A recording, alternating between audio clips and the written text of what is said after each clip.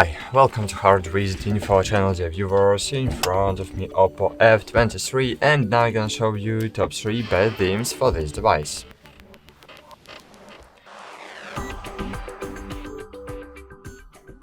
On the third place in my top is Niagara launcher. So it's really simple launcher with a really minimalistic interface. So here, as you can see, we have really minimalistic interface, and it's really great. We have only home screen with favorite apps and alphabetical line to search for any applications we need. And it's really minimalistic and great. On the second place in my top, as you can see, it's Smart Launcher 6. Smart Launcher 6, it's minimalistic and a great launcher too. So of course you can use this launcher as default, and I think that this launcher will really great as default launcher for you. But why I like this launcher, of course, is because it's minimalistic and beautiful. And here we have the apps grouping feature. So all your applications, all apps you will install, they will automatically grouping by groups in the main menu. And here we have really the best wallpapers gallery ever.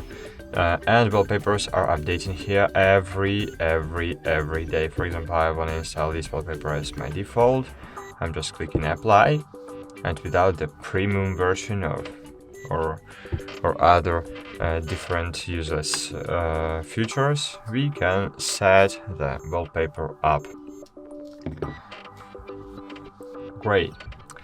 Okay, and on the first place in my top is Microsoft Launcher.